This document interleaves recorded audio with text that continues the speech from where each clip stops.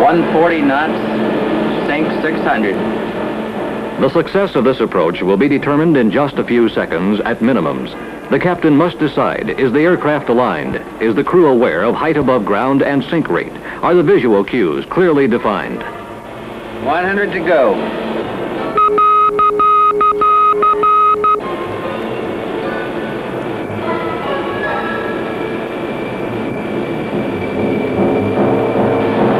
Sequence flashers, approach lights.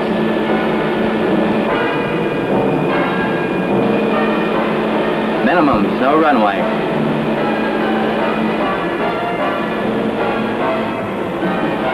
Flaps 25, 25 flaps. Gear up. Gear up. This missed approach was mandatory because the visual cues at minimums would not permit safe transition to contact and landing. TWA Flight Operations Training presents Approach Awareness. This film will show crew coordination procedures designed to achieve optimum crew awareness during the approach. It will stress altitude awareness. For example, the first officer will call out the field elevation and decision height altitude as the pilots review the approach plate. The captain will be flying the approach on instruments. The first officer and flight engineer will aid in cross-checking and alert the captain if deviations exist. On all approaches, instrument or visual, at 500 feet above the ground, the captain will call out 500 feet. The first officer will immediately respond with actual airspeed and sink rate. On all instrument approaches, at 100 feet above minimums, the captain will call out 100 feet to go. Let's briefly review the visual cues the first officer will be looking for approaching minimums. The Standard A configuration approach light system is 3,000 feet long. It consists of centerline lighting spaced 100 feet apart, a 1,000-foot bar, sequence flashing strobe lights, red terminating bar, and red wing bar lights. Runway lights include threshold lights, high-intensity runway lights spaced 200 feet apart, and on some runways, centerline rollout lights and touchdown zone lights. Runway markings include threshold marking, runway direction number, centerline markings, and touchdown zone markings. Another visual cue is the runway contrast depicted against its surroundings. Visual cues seen in daylight may be completely lacking at night.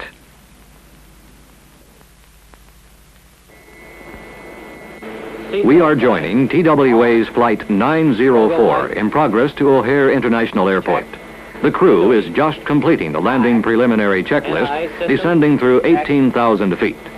Reading this checklist early will allow them more time to prepare for the problems associated with high-density traffic. Gross weight, indicated airspeed bug. Set and cross-check. Altimeters. 2978, set and cross-check. Go around deeper. Check. Parking brake. Off. Preliminary is complete. Roger. O'Hare Approach Control has cleared Flight 904 to descend to 4,500 feet for an expected approach to runway 14 left. The captain and first officer are reviewing the approach plate. Field elevation is 667 feet. Our decision height will be 867 feet. The approach plate shows that an approach speed of 120 knots will require a 530 foot per minute sink rate. The captain and the first officer have reviewed silently the missed approach procedures.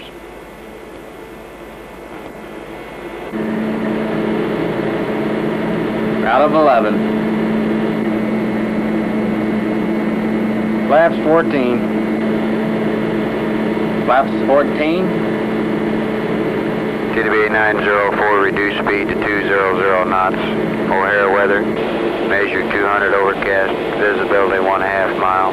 Fog. Runway visual range 2,400 feet. Wind 160 degrees 5 knots. Altimeter 2975. TWA 904, reducing to 200. Weather received. Altimeter 2975. I have the weather. Altimeter 2975 and reduced to 200 knots. 55 for 45. TWA 904, turn right heading 095 degrees, descend to 3,500 feet. TWA 904, turning right to 095, descend to 3,500. Now maintain 35. Tell them we're leaving 45. TWA 904, out of 45. Final checklist. Rudder aux pump. On, Rudder and hydraulic system pressure. check, Altimeters. set and cross check. No smoking sign. On. TWA 904, turn right heading 110 degrees, descend to 2,500 feet. Intercept the ILS final approach course, runway 14 left. Cleared for ILS approach, contact O'Hara Tower 118.1 over Lima. TWA 904, cleared for ILS approach 14 left. We're leaving 3,500 feet, heading 110, tower at Lima. Leaving 35 for 25, heading 110 degrees. TWA 904, reduced to 160 knots.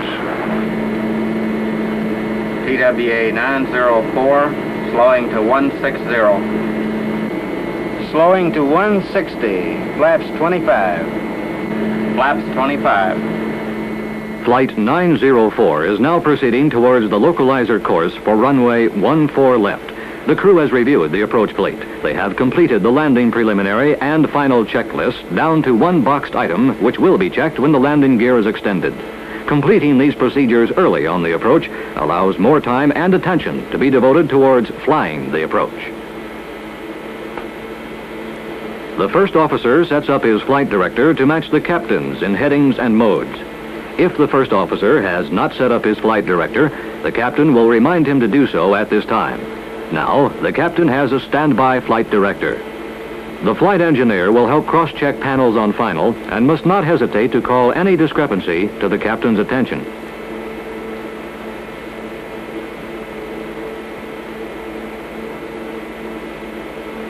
Localizer alive.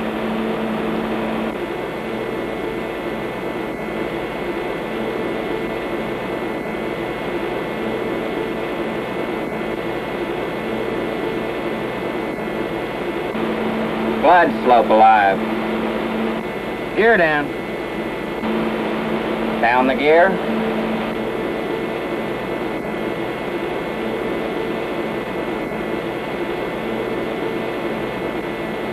Complete the checklist.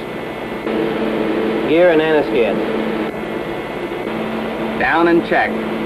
Landing final checklist is complete.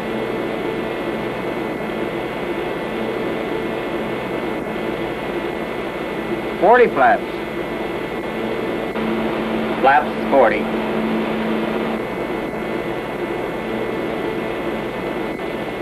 $50 flaps. Flaps 50. Outer marker. Flags checked. When on glide slope and over Lima, each pilot and flight engineer shall compare the published altitude, 2,090 feet, and the indicated altitude. This serves as a cross-check on both the altimeters and the navigation facility alignment. TWA 904, O'Hare Tower, cleared to land at runway 14 left. We're cleared to land. From the outer marker to decision height is approximately 2 minutes. Crew coordination is paramount. Approach and landing errors stem from airspeed deviation, excessive sink rate, too low, too flat, poor alignment, and failure to carry out missed approach procedures when no clearly defined runway exists. The first officer and flight engineer are cross-checking for flags, speed control, sink rate. The first officer is set to call out glide slope or localizer if one dot deviation exists.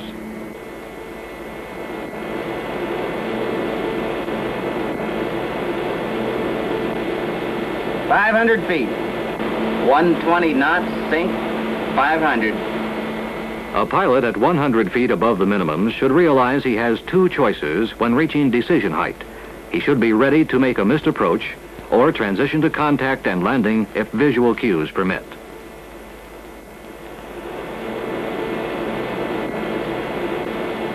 $100 to go.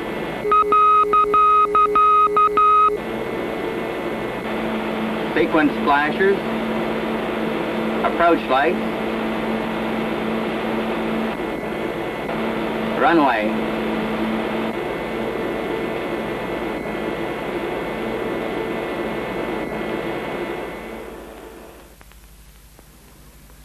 Low approach transition to visual can be successful only if, 1, when minimums are reached and contact established at minimums, the aircraft should be aligned so the continued flight path would place both main gear on the runway without maneuver. 2, the decision height altitude should be minimums as indicated. You have just observed crew coordination procedures that led to a successful approach and landing.